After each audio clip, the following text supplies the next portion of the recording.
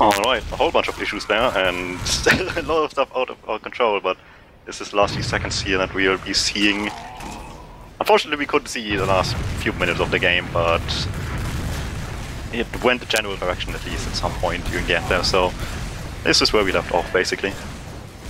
Yeah, we can't really cast this for you as we cannot see the game, but you will be able to observe here with our producer Wiethoofd in the game, so you won't be able to listen to us talk about it, but hopefully you can watch it at the very least. And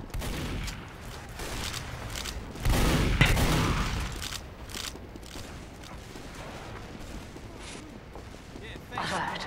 Our control point. Alert! it sounds of things it's almost over.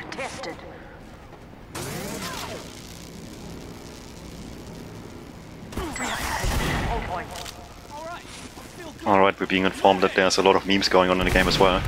Should be fun. It's gonna be interesting for the North, at least. As soon as this ends, we can take a look at the logs, at the very least. And we see the scoreline quite escalated there at the end. Hoo-hoo.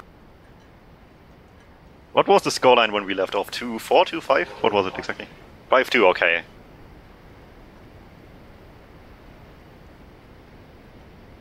Okay, it's fair to say that after the 8th round, the 2-6 round, Ascent just completely lost faith in the game and just gave up pretty much.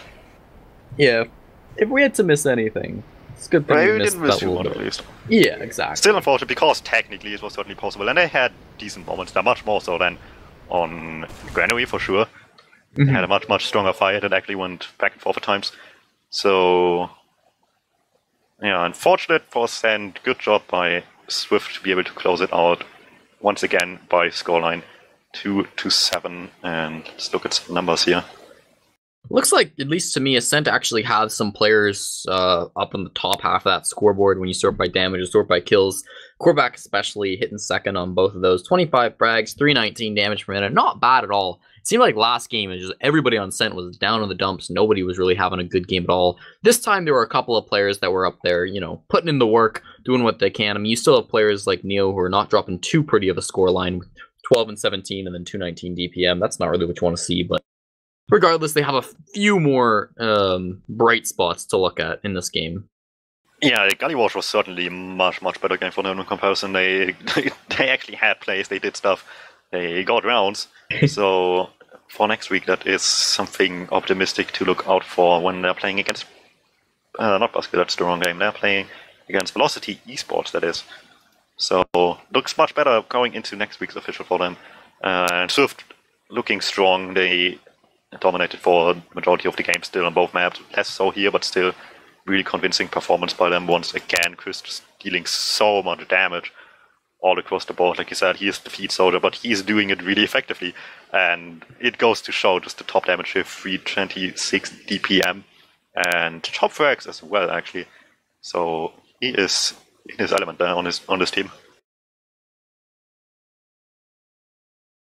And I mean, we can look at the medic stats really quick here. It doesn't look like there were no drops, at least in the. Oh wait, I'm looking at the last logs.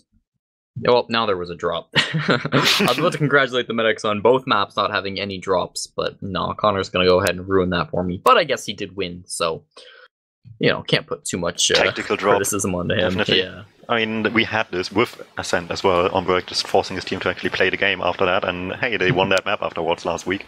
So certainly there's some thought behind that.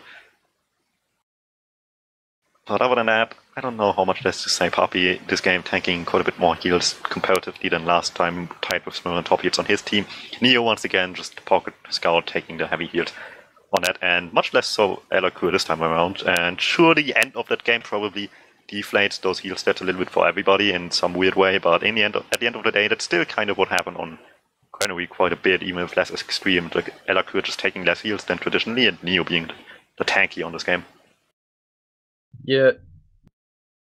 And I think we're going to be moving on to interviews now. So, who do we have in here? Do we see? I see Ombrak, Smear, and Samzy.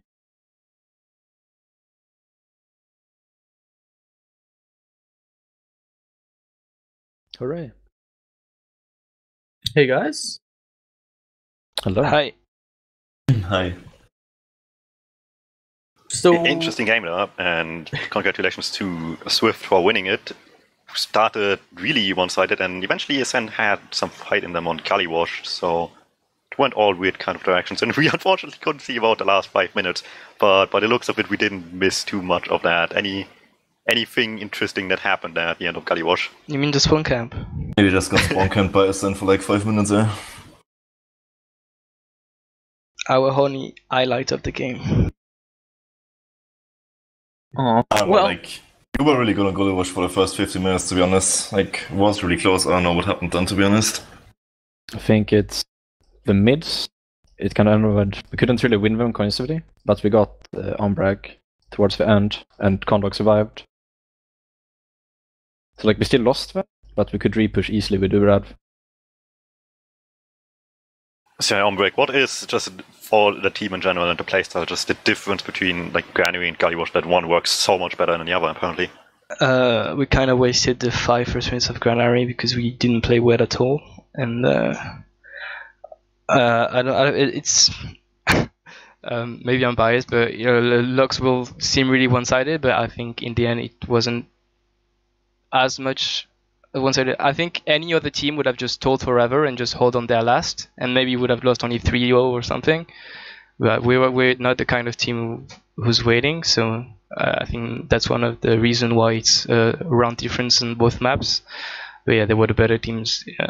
They were a better team on both maps, but it wasn't as one-sided as the log show, I think. Yeah, for sure. And conversely, so if we had a little bit of that just now from you guys, just the opinion on what like made it so much harder on Kaliwash in comparison. Anything else to say about that, like with Granary as well, how that went? I think Granary got off to a good start, and we could just control the game fully as we wanted to. So you still put up a fight, but we never really lost control on that map. I think Gulliwash, what put it apart was your mids, honestly. Really good. In the end, we managed to find our way.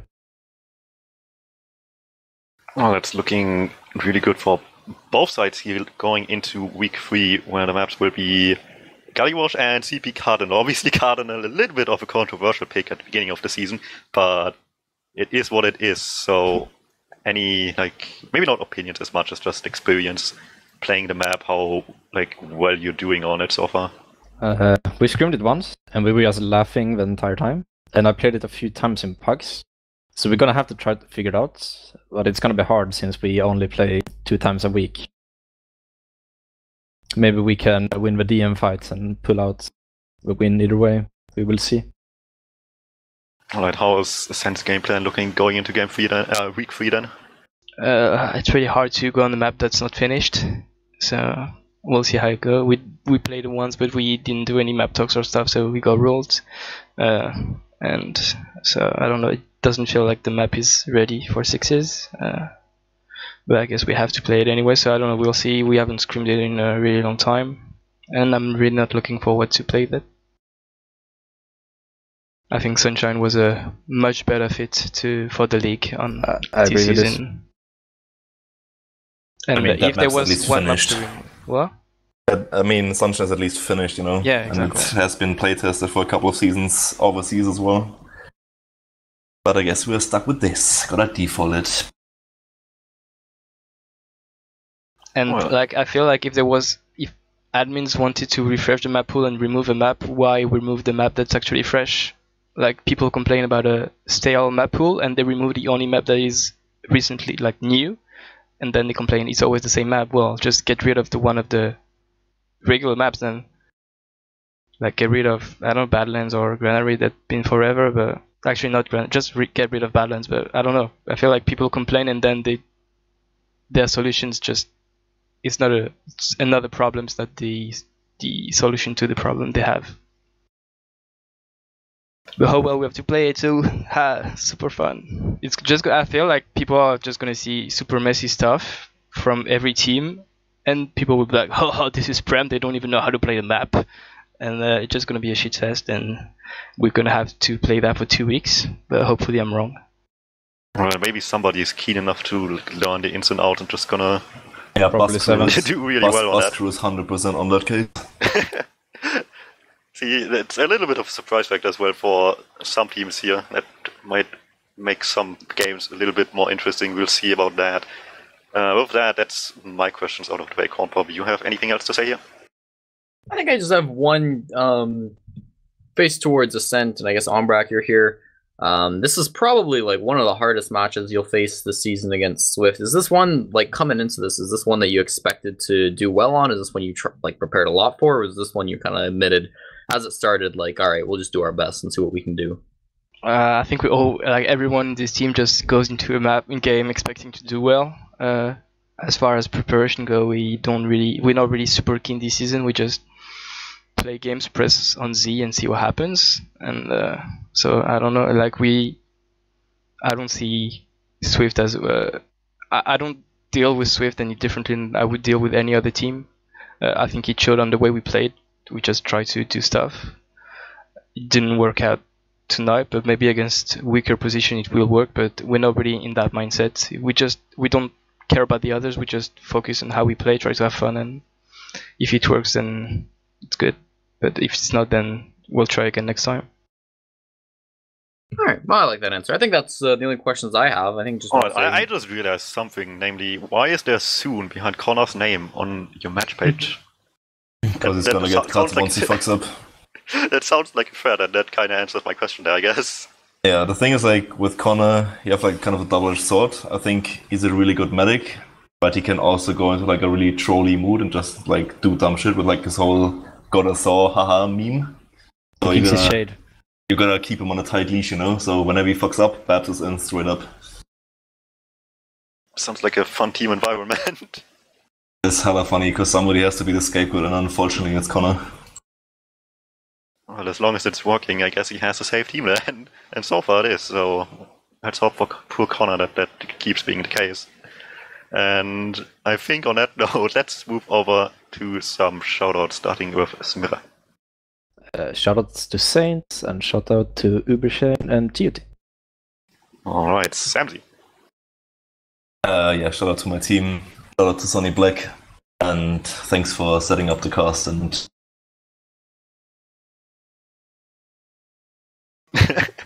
yeah, the update was interesting. Omberg, obviously, as well here. Shout out to my team, shout out to Ascent, shout out to Swift, not shout out to Condog. I fear he's gonna think he's actually really good, and this annoys me a lot.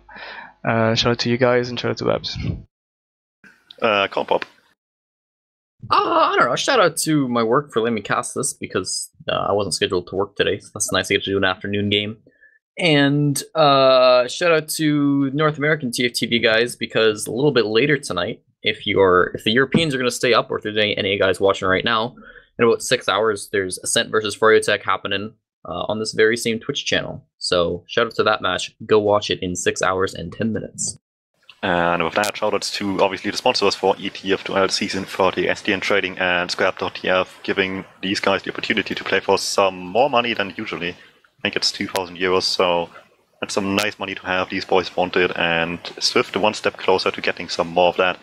And with that, follow us on this channel, twitch.tv/teamfortress.tv, and check out all our social media links below. And with that, see you next time.